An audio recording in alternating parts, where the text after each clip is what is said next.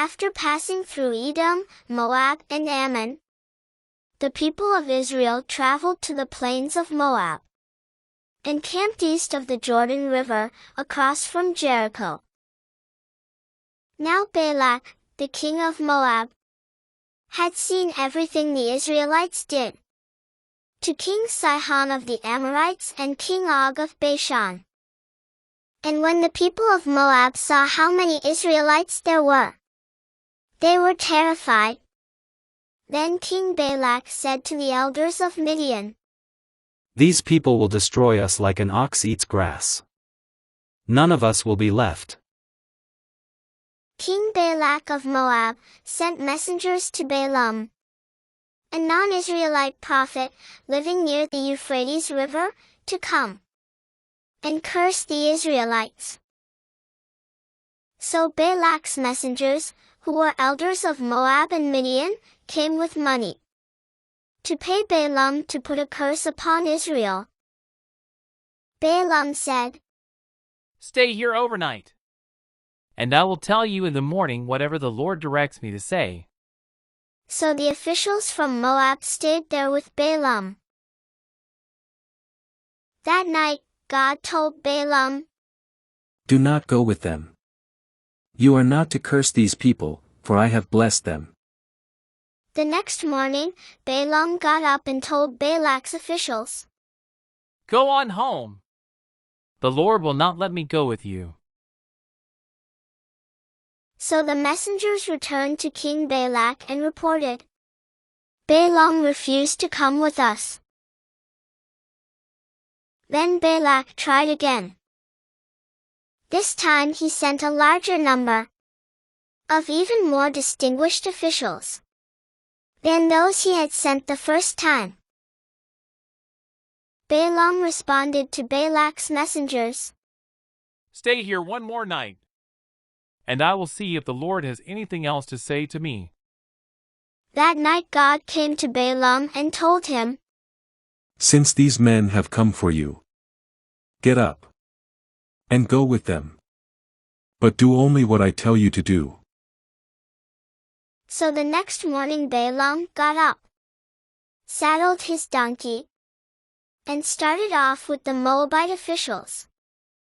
But God was angry that Balaam was going, so he sent the angel of the Lord to stand in the road to block his way. Balaam's donkey saw the angel of the Lord standing in the road, with a drawn sword in his hand. The donkey was terrified. It bolted off the road into a field.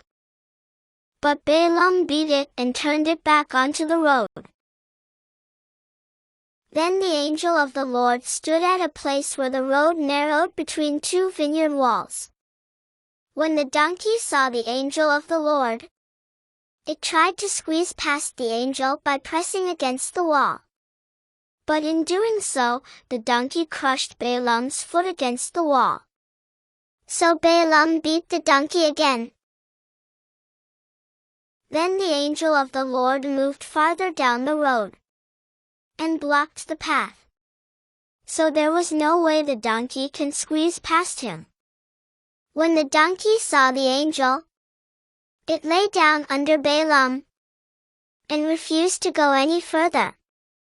In a fit of rage, Balaam beat the animal again with his staff. Then the Lord gave the donkey the ability to speak. "What have I done to you that deserves your beating me 3 times? "You have made me look like a fool." Balaam shouted. "If I had a sword with me, I would kill you." But I am the same donkey you have ridden all your life."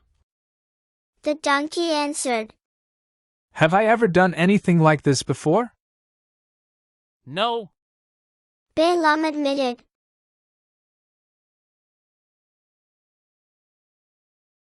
Then the Lord opened Balaam's eyes to see the angel standing in the road with a drawn sword in his hand. Balaam bowed his head and fell face down on the ground before him. Then Balaam confessed to the angel of the Lord, "I have sinned. I will return home if you are against my going. But the angel told Balaam, Go with these men. But say only what I tell you to say. So Balaam went on with Balak's officials. When King Balak heard that Balaam was on the way, he went out to meet him. The next morning, Balak took Balaam up to Beor. From there, he could see some of the people of Israel spread out below him. Then Balaam said to King Balak, Build me 7 altars here, and prepare 7 young bulls, and 7 rams for me to sacrifice. Balak followed his instructions, and the 2 of them sacrificed a young bull and a ram on each altar. Then Balaam said to Balak, Stand here by your burnt offerings, and I will go to see if the Lord will respond to me.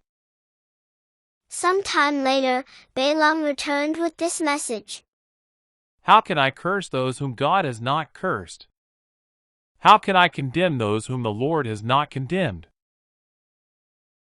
Then King Balak demanded of Balaam, What have you done to me? I brought you to curse my enemies. Instead, you have blessed them. But Balaam replied, I will speak only the message that the Lord puts in my mouth. King Balak took Balaam to the top of a higher hill. Again, he built 7 stone altars, and they burned a bull and a ram on each altar. Again, Balaam went to speak with God, and returned with another message. God is not like men. He does not lie. He promises to bless. And he had blessed Israel. I, Balaam, cannot reverse it. No curse can touch Israel. No magic has any power against Israel. Then King Balak said to Balaam, Come, I will take you to one more place. Perhaps it will please God to let you curse them from there. Then the Spirit of God came upon Balaam, and this is the message he delivered. How lovely are the tents of Israel! They will defeat their enemies. Blessed be everyone who blesses Israel. Cursed be everyone who curses Israel. King Balak was furious. He angrily clapped his hands and shouted, I called you to curse my enemies. Instead, you have blessed them 3 times. Get out of here. I promise to give you great riches. But God has stopped you from getting the reward. Now go home. Balaam still wanted the great riches that King Balak had promised. Probably, on the way home, he came up with a plan to harm the Israelites.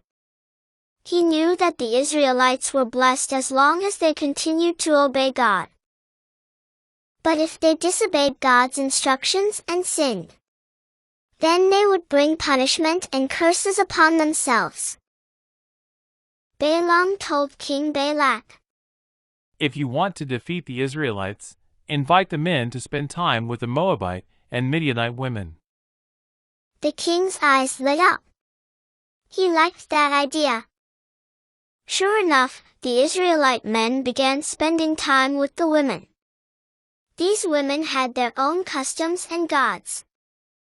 The Israelites soon forgot about God's instructions not to marry these women or follow their ways of living and worship. God was furious with the Israelites. My people are disobeying me and worshipping idols. He thundered. To teach them a lesson, he sent a plague among his people who had done this, and many died. God told Moses to take revenge on the Midianites for leading his people into idolatry. So Moses chose 1,000 men from each of the 12 tribes of Israel, and led them into battle. They killed 5 of the Midianite kings, and Balaam, the prophet,